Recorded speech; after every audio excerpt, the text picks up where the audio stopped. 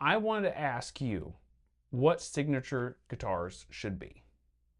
So there are a couple types of signature guitars out there. There are the signature guitars like a Slash signature Les Paul. Mm-hmm. That it's pretty much just a Les Paul with his name on the end. And some pickups. And so, yeah, change of pickups, maybe, maybe if it's a really high end one, it's relic and it's signed by him in the back or whatever, but it's essentially a Les Paul. And then there are the signature guitars that's like the Jack White Telecaster, that's like the Brent Mason signature Telecaster, and it's radically different than anything else you can get out there in the market.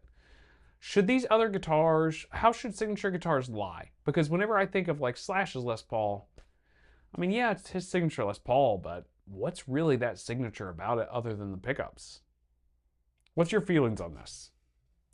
I go back and forth. The reason why is that, so I have an Eric Johnson Strat, and I've talked about it a lot on the show.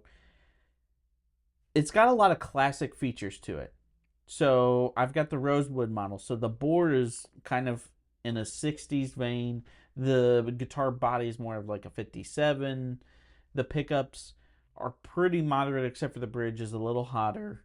I think that I like that it's pretty classic. Now, the fretboard is a 12-inch radius, which is updated and kind of more modern. I like that it has some of those mixed features. So, to me, it makes sense that it has the Eric Johnson name on it because it's not a typical. Like, if you had Mike Campbell's Broadcaster, I mean, it's essentially just a typical Tele. Yep. Right? So I feel like if you are getting into the signature realm, like as an artist, it should be something pretty drastically different.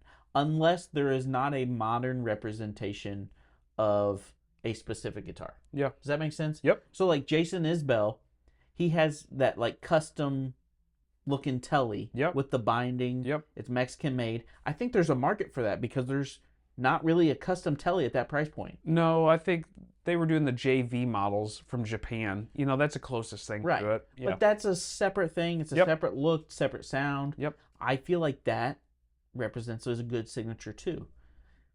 Now, Susan Tedeschi, she had a Tele that is really based on a 94 Tele.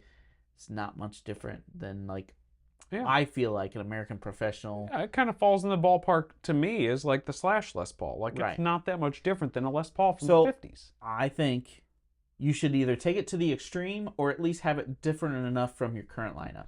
I think it's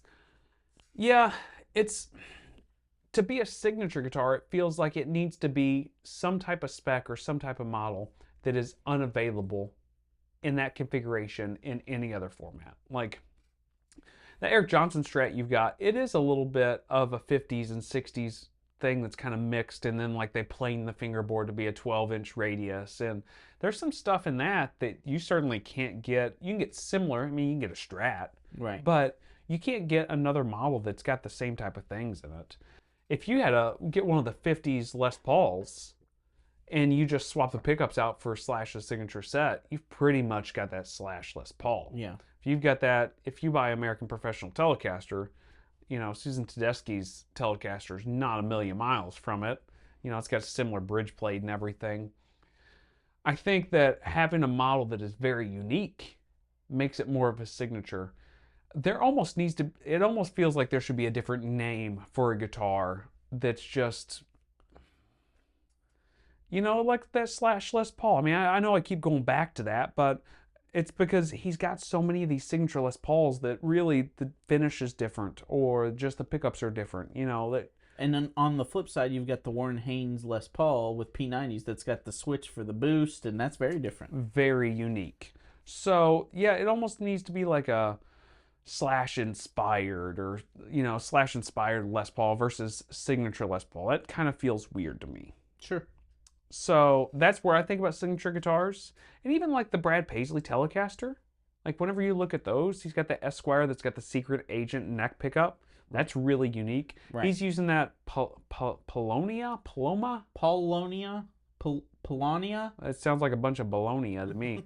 But anyway, he's got that, and it's got like a spruce top on top of that, or like sandwich between them. And Now you're thinking about sandwiches. I think about bologna sandwiches. But and then the pickups are different, and the neck is like it's a big old chunky neck. It's not like a neck. Sorry about Yeah, that. Yeah, but you yeah. know what I'm saying. It's a chunky thing. Yeah. So you can't get that out of like a road worn Telecaster that they're making now. Right. And the finish is different. It feels very unique. Right. So I think that's what a signature guitar should be. It should be different from the rest of the pack. Yeah. Okay.